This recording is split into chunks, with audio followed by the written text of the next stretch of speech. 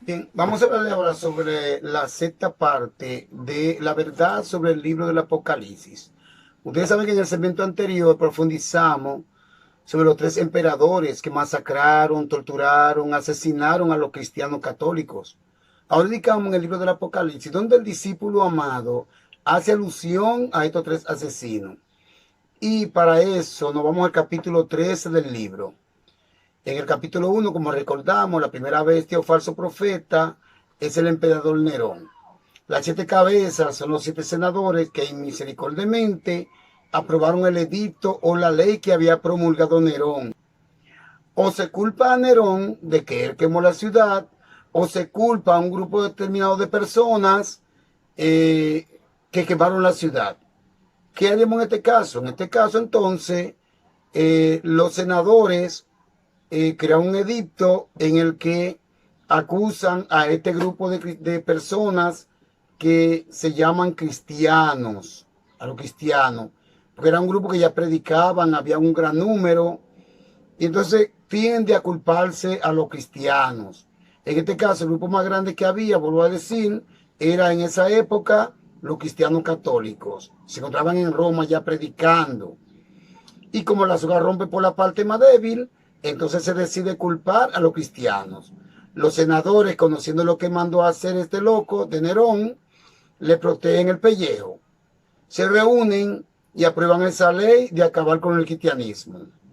Fíjense algo que es muy importante, que ustedes también conozcan también por medio de la historia universal.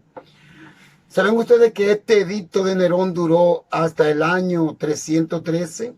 Comenzó en el siglo I, escuchen bien, comenzó en el siglo I y dura hasta el año 313. ¿Quién elimina esta ley de la matanza a los cristianos? Asesinatos, crímenes, tortura. Bien, que la eliminen este año, en el 313, es Constantino. De no ser por la madre de Constantino, Helena, hoy Santa Helena, que entró secretamente al cristianismo y que luego su hijo la descubre y él también se bautiza y levanta el edicto dado por Nerón y a la vez da libertad a los cristianos para que prediquen públicamente en las casas, en las plazas y en otros lugares. La mediación de Santa Helena. Las órdenes dadas por el emperador, torturar, asesinar y someter a todo aquel y que sin saber un porqué eran atrapados, crucificados, asesinados y lanzados a los leones. En este caso me refiero a Nerón, ya que familia entera eran encerradas en las aulas para que los leones lo devoren.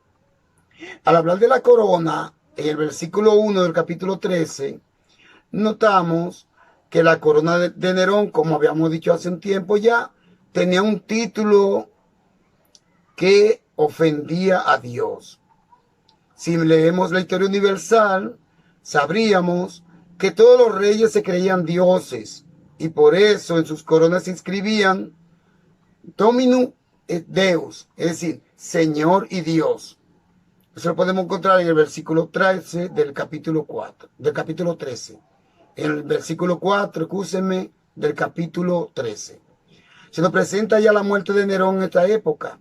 Pero recordemos que el discípulo amado de ninguna manera hace referencia al listado de los emperadores, sino al edicto o la persecución afanosa que retomaron estos emperadores. Quien da continuidad a esta matanza es Vespasiano. En el capítulo 9 podemos leer cómo el apóstol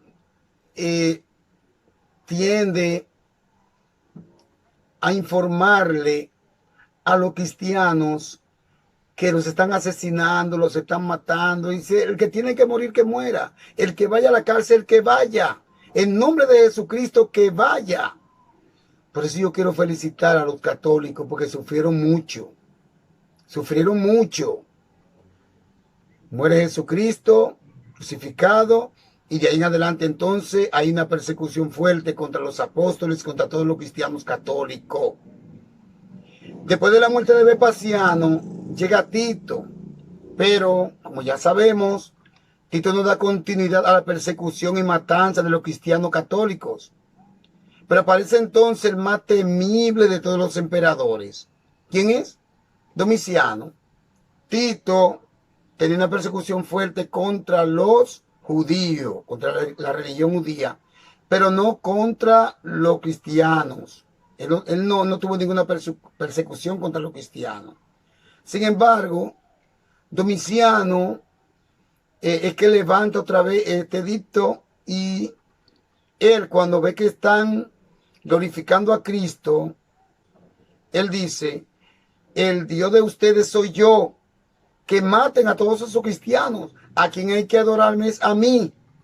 ¿Cómo es posible que estén adorando a ese Jesús?, dice Domiciano. Y como todos no pueden ver al emperador, ya que se encuentra a veces o fuera de Roma, especialmente en las guerras, o asignado a sus castillos, era muy difícil ver a uno de estos emperadores con pasearse por las calles o visitando incluso a alguno familiar. Pues los emperadores también tenían familia afuera, tíos, primos, hermanos, primo segundo, familia, esposas incluso. Sin embargo, los emperadores no tendían a ir a visitar a estas personas. Es decir, era muy difícil ver a un emperador con pasearse por la calle. O ir a visitar, por ejemplo, a algún general, las casas de estos generales que estaban siempre fuera.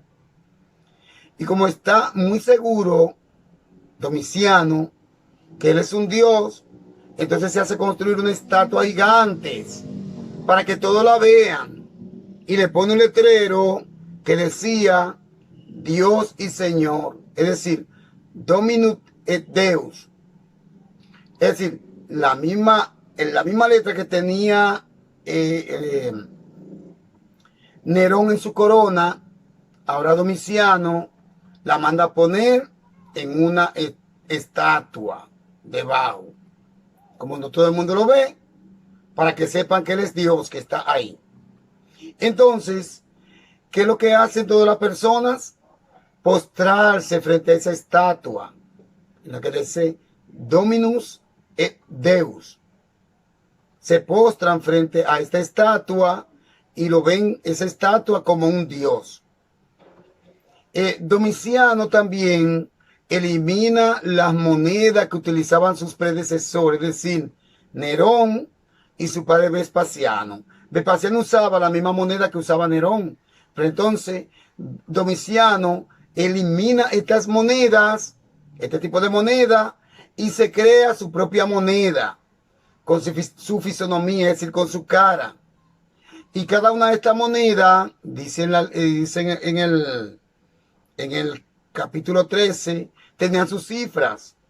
Estas monedas eran fabricadas en oro, en plata, en bronce, incluso en cobre. Domiciano también elimina lo que se llama el trueque. Es decir, dice, ya nadie puede comprar o vender si no es con la moneda que mandó a construir o fabricar este emperador. Nadie puede comprar. Es decir, ya no puede haber trueque. Quien elimina los trueques, yo te paso, por ejemplo, bananas, tú me pasas sandía, yo te paso ajíes, tú me pasas yuca, y así vamos con el trueque alimenticio especialmente. Entonces elimina, entonces hay que obligatoriamente comprar. Por eso la cifra estaba en la mente. ¿Cómo compro si no tengo dinero? Estaba en la mente de la persona. Y en la mano se lleva el dinero. En la mano se lleva el dinero. En el capítulo 13, el discípulo o apóstol amado, como podemos decirle, hace referencia, vuelvo y repito, a las tres bestias que han asesinado a miles y miles de cristianos. Son los tres emperadores que dieron rienda suelta a la ley de matar a los cristianos católicos. Identifica con un número que en la Biblia es imperfecto, el número 6. Pero como son tres emperadores, lo identifica con el número 3, 6, 3 veces, haciendo mención de los tres emperadores asesinos, Nerón, Vespasiano y Domiciano. A Tito no se incluye, aunque está en ese renglón, pero Tito no se incluye porque Tito no tuvo ninguna persecución contra los cristianos. Él tuvo persecución, sí, contra los judíos. Leyendo el libro del Apocalipsis y relacionándolo con el contexto cultural de la época, el contexto cultural de la época, es decir, la historia, es fácil explicar la causa por la que nuestro apóstol hace mención de los cuernos. Pues les digo, miren, que en la edad primitiva los cuernos eran signos. Los grandes jefes de tribus mataban animales con grandes cuernos y tendían a usar estos en sus cabezas o alrededor de su cuello o incluso en su cintura. Lo importante era que lo llevaran. Es decir, los cuernos representaban el poder y la fuerza física y se exhibían en las casas del jefe o cuando iban a enfrentarse con otras tribus. Vean los gigantescos cuernos de estos animales colgados en su cuello del jefe o puestos en su cabeza, y esto le encauzaba al respeto de ese jefe y a la vez su misión. Esta postura de usar los cuernos de animales se mantuvo durante mucho tiempo, es decir, desde la época primitiva hasta la Edad Media. En el continente americano también los indígenas usaban los cuernos como signo de poder, pues el apóstol lo presenta en la corona de estos emperadores. Lo encontramos en el libro del Apocalipsis, en el capítulo 12, 3. Vamos a ver el capítulo 12, 3, a ver qué nos dice. En el capítulo 12, 3 dice: apareció también otra señal, un enorme dragón rojo con 7 cabezas. Le recordamos que los dragones eran porque los emperadores usaban flechas encendidas y también usaban catapulta y la lanzaban con fuegos hacia grandes cantidades de cristianos que los amarraban. Y aquí lo mandaban a quemar, lo quemaban.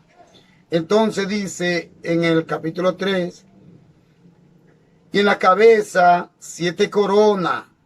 Y en la cabeza 7 coronas, con su cola barre la tercera parte de las estrellas del cielo, precipitándose sobre la tierra. El dragón se detuvo delante de la mujer que iba a dar a luz para devorar a su hijo en cuanto naciera. Aquí tenemos entonces en el capítulo 3, en el versículo 3, en el capítulo 12, tenemos que este emperador Herodes usaba una corona con 10 cuernos. Un poco más pequeña, claro está, que los emperadores grandes, que los que se encontraban en Roma, porque ustedes saben que Herodes era un pequeño dictador. Recordemos entonces que los procuradores usaban la corona, pero con las puntas más pequeñas que las de los emperadores que se encontraban en Roma. Estos eran procuradores, allá estaba el emperador. De todas maneras, eran pequeños emperadores. Los procuradores eran pequeños emperadores. Hoy le llaman procuradores a los fiscales, a los jueces, a los que imponen las leyes. Entonces, y a los que dictan leyes. Hoy, en aquel tiempo también los procuradores también dictaban leyes, pero se preocupaban más de cobrar los impuestos para enviarlo a Roma, al emperador principal que se encontraba en Roma. Bien, entonces, en este texto hace alusión, como ya habíamos dicho en el capítulo 12, 13, hace alusión, como ya había mencionado, a Herodes, que quiso asesinar a Jesús. Inmediatamente la Virgen trajo al mundo al Salvador. Recordemos, estoy repitiendo lo mismo para que nos demos cuenta que los procuradores eran asignados en esos pueblos por los reyes que conquistaban, de hecho, esos pueblos, y le pertenecían por ley. Es decir, ellos esclavizaban estos pueblos. Entonces, estos pueblos tenían que pagar impuestos.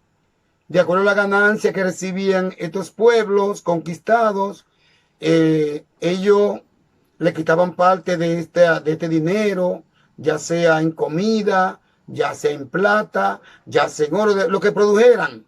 Todo era llevado al pueblo de Roma. Y también entregado también a los guardias, especialmente los víveres y la comida, se le entregaban a los guardias para que puedan comer. Por eso usaban coronas con la punta más pequeña, claro está, pero similar a la de sus reyes. En este caso, Herodes, que gobernaba todo el pueblo de Palestina, le tocaba a Herodes, todo el pueblo de Palestina. El pueblo de Palestina estaba compuesta por, vamos a llevarle similar para que podamos entender un poquito, a provincias. Vamos a suponer, por ejemplo, los obispos tienen diferentes provincias. Entonces, ellos dirigen esa provincia. Así mismo también eran los procuradores. Entonces, Herodes dirigía a todo el pueblo de Palestina. Entonces, ¿cuáles eran los pueblos o las provincias que se encontraban en Palestina? Judea, Galilea, Samaria y la Perea. Eran esas 4 provincias o esos 4 pueblos que dirigía Herodes.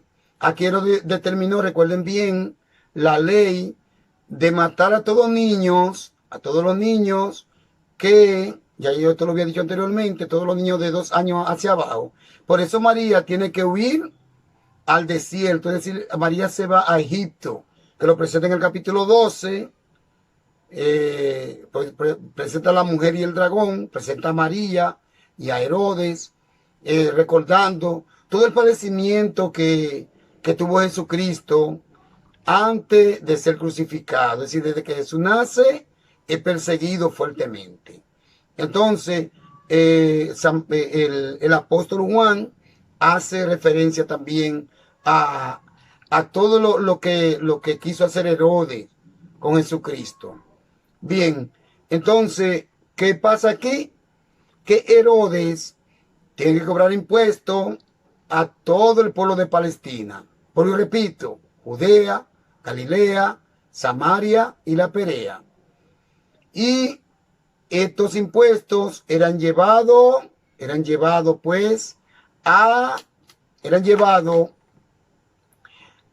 a Roma, necesariamente a Roma. Un de orden quiero dar aquí, aunque no estamos en esas explicaciones, pero quiero dar un poquito de estas explicaciones. Que cuando Nerón crea la ley de matar a los cristianos católicos, bueno, y repito, esta ley fue acogida por las demás autoridades.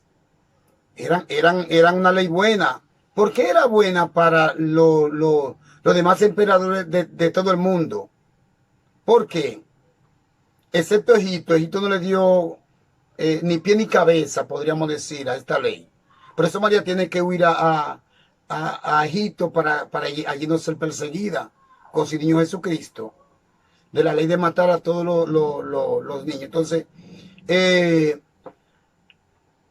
la ley era buena porque no tenían, los cristianos no tenían que pagarles impuestos al César.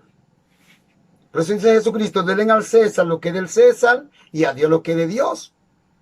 Es decir, si tú, dice Jesucristo, le da a los más pobres, se lo está dando a Dios.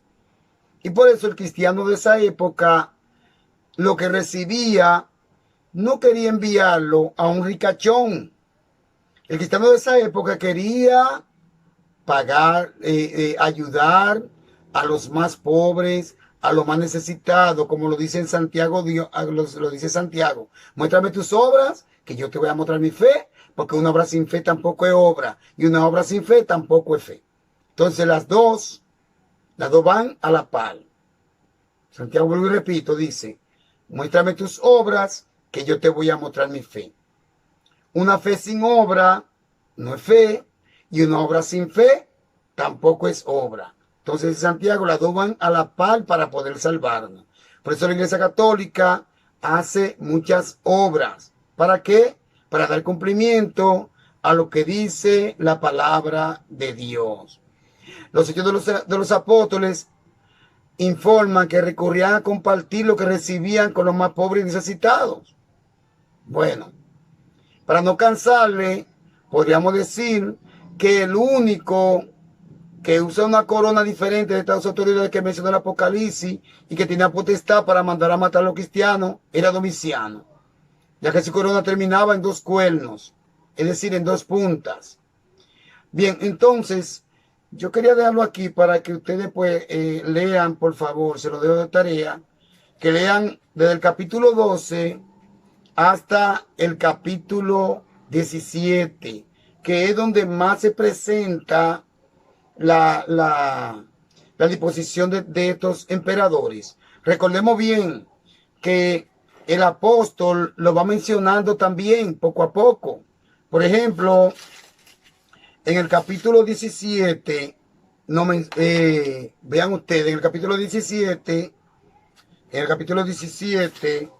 menciona de manera constante a Nerón. Dice que lleva las 7 cabezas y los 10 cuernos. La bestia que ha visto, pero ya no es. Aunque sigue dando el edicto de Nerón, esa bestia ya no existe, ya Nerón había muerto. Entonces, vuelve otra vez a mencionar a Nerón del capítulo 17 en el versículo 8. Dice, al descubrir que la bestia era, pero ya no es. Vuelve otra vez a mencionar a Nerón en ese texto bíblico. En el capítulo 11 del mismo capítulo, en el versículo 11, escúsenme, en el versículo 11 del mismo capítulo 17, vuelve a decir otra vez, la bestia que era y ya no es. Entonces, van unos cuantos emperadores ya, que le están dando cumplimiento a esa ley. Repetimos que estas bestias, Nerón, Vespasiano y Domiciano, ellos son los que cumplen con estas leyes. Y que esta ley de perseguir a los cristianos, de asesinarlo, matarlo, entregarlo a los leones, se va cumpliendo hasta el año 313, en el que podríamos decir Santa Elena interviene ya como cristiana, interviene ante su hijo. Bien, podemos decir entonces que este edicto se mantiene desde el siglo I hasta el año 313, es decir, 3 siglos dura la persecución de los cristianos. Ver a un cristiano predicando tenía derecho de ser asesinado y ser cruelmente envenenado, y valíamos poco, los cristianos valíamos poco en esa época. Entonces, quien da realza, quien levanta otra vez el gran poder de Dios, quien hace lo posible para que los cristianos puedan predicar libremente, puedan evangelizar, puedan llevar el mensaje de Dios, es precisamente esta santa, que es la mamá de Constantino, que se llama Santa Elena. A Santa Elena, no a Constantino, a Santa Elena es que le debemos que el cristiano pueda predicar. Bien, entonces es lo más que podríamos decir, porque mayormente nosotros tendemos a querer decir que la Iglesia Católica fue creada por Constantino. Eso no es cierto. La Iglesia Católica es una santa, católica y apostólica. Y el que se sale de ahí no tiene salvación. Vean ustedes la persecución que se tuvo en esa época con estos 3 emperadores, con Nerón, Domiciano y Vespasiano. O lo podríamos decir en línea. Nerón, Vespasiano y Domiciano, hijo. Entonces, con estos 3 fue la persecución más fuerte que se dio en la época cristiana. Repetimos que quien levanta ese edicto en el año 313 es el emperador Constantino. Bien, que Dios le bendiga a usted, me bendiga a mí. Nos veremos en otro momento. Si Dios, Papá Dios, usted y yo lo queremos. Que Dios le bendiga. Amén.